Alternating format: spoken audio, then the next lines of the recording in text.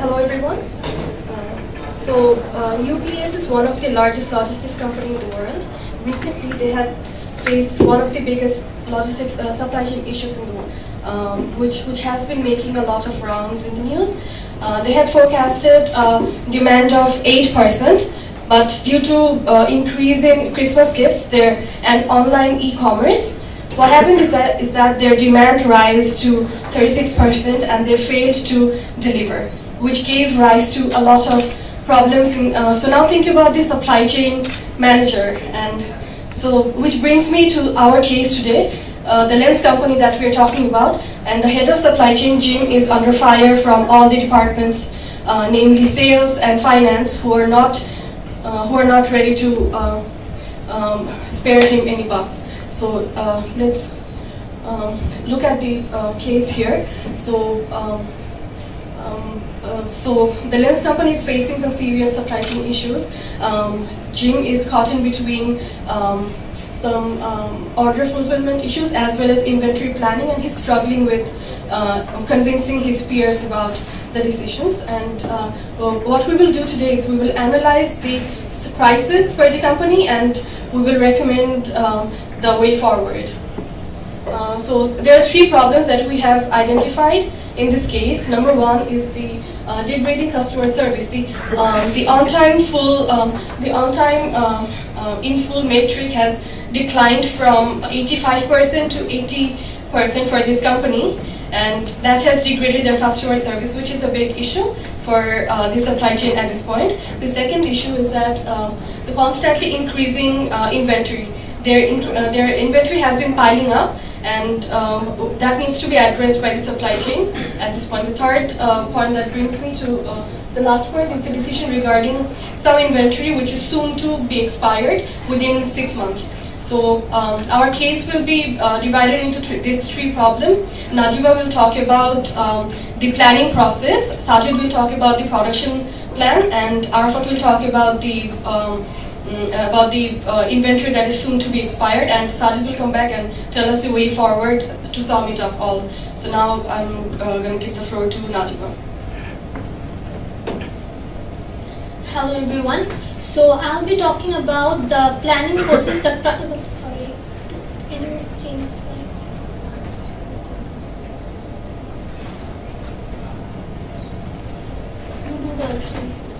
So hello everyone. I'll be talking about the current planning process and the problems with it. So let's dig a little deeper and discuss further on the issue of why there is the customer service is low despite having the inventory level high. So there are a few factors that are contributing to this issue. So the first one is that the production team is not being notified about the SKU level forecast, and because of this absence of SKU level forecast, what is happening is that the right parts that needs to be produced are not being produced in the right amount, whereas the wrong parts which we don't need, which do not have demand, are being produced more, and that is the reason why inventory is building up. And the second point is sales and marketing team is forecasting the revenue in isolation from the supply and production team. And also the marketing team is not informing the production team about their plans for future consumer products promotions. And so all of this is adding up to high inventory but low customer service. Now let's move on to what are the gaps and what are the problems with the current process that the company is using.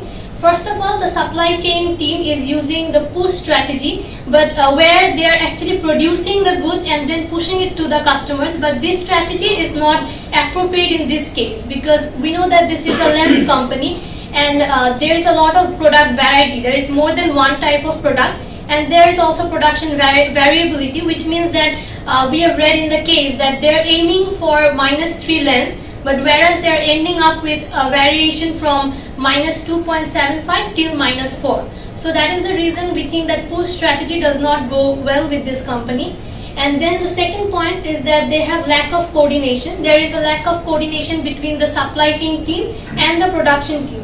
So they are not sitting together and planning, and for which there is a lack of coordination, which is resulting in a mismatch between demand and supply. And finally, as Jim has brought it up, that the forecasting is being done in revenue dollars, which is not helpful for Jim or the supply team, because SKU level demand is needed. That is the most fine-grained level which is required to find the most desirable, optimal level of production. Now, what can we do to solve this problem? So we recommend this. We are recommending the company to use pull strategy instead of push, where they will be planning their production based on market demand instead of what they are doing right now, that is sales revenue forecast. So after that, they need to follow a step-by-step process. First of all, they need to develop a SOP, which is sales, operations and planning, where they need to call monthly meetings between supply chain team and the production team, so that they can sit together and collaboratively plan the volume of per product family, and this is going to eliminate the mismatch between demand and supply. And then SOP will be followed by the MPS, which is Master Production Schedule, and here it needs to be determined how much of what product needs to be produced and when, and this needs to be fixed for a near term, because to ensure the ATP which is available to promised quantities. And finally, the MPS needs to be followed by a MRP, which is Material Requirement Planning. In this phase, it needs to be described how much material is needed for the production, and this will be based on the SOP and the MPS that have been developed previously, and also the MPS Bill of Material and Inventory Design. Everything needs to be incorporated in this. So from here, Sajid will continue. Thank you. Thank you, Naziba. So moving on from the planning part, let's talk about the production part. So in the production process flow, we can see there are two types of inputs. One is a part 100 and one is a part 550. These two are the inputs. Moving on from there, we have a process where the part 100 goes into a 5-day production process, where there are 3 processes are followed, A, B and C, which leads to a part 200, which is a work in progress. Which is a work in progress inventory type. And from part 200, what we can see is that you can add D, E and F 3 processes for 7 days, and you get a finished good, which is a part 400 parent. This is one particular SKU. And another process is that you take that part 200 and you add that to process G and E and incorporate the part 50 raw material, and you get a final product of parent, part 300 parent. So these are the two products as an output they're getting, and finally these two are going to distribution. So this is the current production process flow that they're following. Now, the first level, if the first one, the part 100, if we include the lead time for the procurement, it takes 22 days and 19 days for the second product. Now, what's the problem? Why doesn't this math add up? Because we read in the case that the expected delivery time for order received is 7 days. Whenever the distributor produces an order, they expect the product to be delivered in 7 days. The problem is, even if we assume they have 100% raw material availability in inventory, that still takes 12 days for part 400 and 9 days for part 300.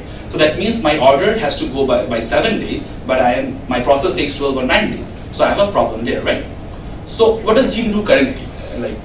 Because he still delivers 80%, right? So he does something. So what he does, he builds some inventory.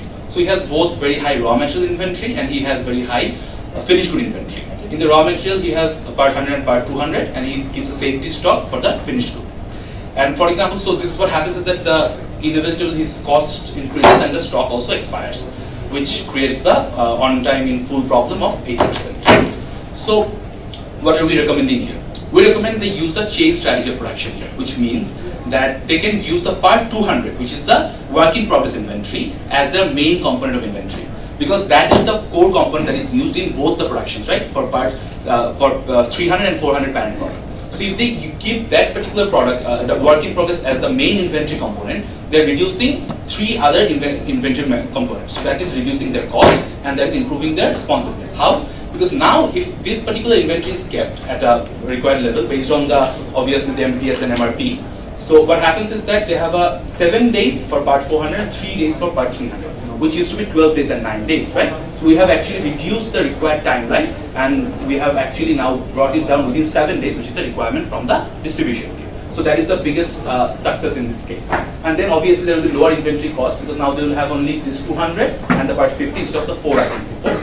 And finally this will have much higher accuracy because of the required SKU. They know which SKU they are going to produce, so there will be very less waste, which leads to a lean management system. So overall, we can say that if we follow this chase strategy and we keep this part 200 working progress inventory, okay, as the main inventory, then we can solve this problem. Moving on to the expired inventory issue, to be covered by Arvind.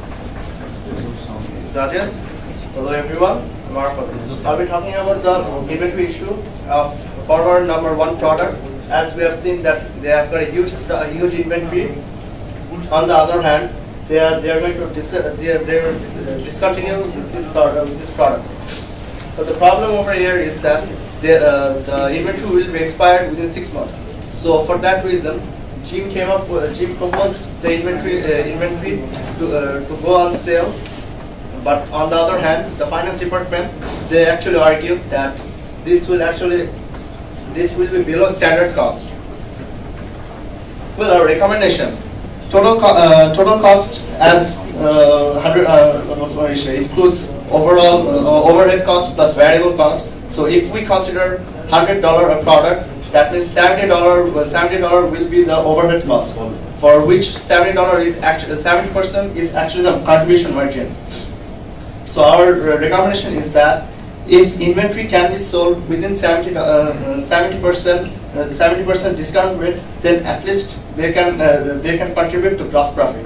That's all from me. Now Sajid will continue the rest of it. Thank you, Arfan. So moving on to the final part where we sum up the takeaways out of what you have said today. So as you remember, we have identified 3 core issues, right? First core issue was degrading customer service, so which came from 85% to 80%. And the core issue was there's a huge gap in the planning process leading to the supply-demand mismatch. What did we do? We proposed to use pull strategy of supply chain management and follow SOP, MPS and MRP. So basically, in this way of having that coherent planning between the sales and marketing and the supply chain department, we can actually solve that mismatch and solve the problem of degrading customer service. Moving on to the second point where we talked about the inventory getting very high of both raw material and finished good, we proposed, and the reason for that was obviously because of the variability of demand and not knowing the exact required level of SKUs, they were producing a huge amount of finished goods of different particular sizes and variabilities. So we propose to follow the chase strategy of production, where the production process is much more flexible, and they will keep the part 200 work in progress inventory as the main component, so they can actually use it within the given timeline of 7 days and produce whichever SKU that is required by the distributors. So that means they are giving on-time in full delivery, at the same time they're reducing the inventory cost to a huge extent. So that solves that problem. And finally was the issue of the degrading, the expiring inventory, which is going to expire within 6 months. So we suggested that although that the standard cost can, the finance department fears that the standard cost will be violated, but we showed that because 70% of the entire cost is overhead cost, so even if the company can easily give a discount and still have contribution margin on it, and which will still contribute to gross profit instead of scrapping it. So these 3 particular solutions and identifying these 3 problems, I believe that all 3 supply chain issues that Jim is facing currently, of the inventory, of the degrading customer service level, and the expiring inventory can be solved with proper following of the pull strategy, chase strategy, and finally using the idea of the gross profit. So we believe that will solve the problems and make Jim a happy man. Thank you.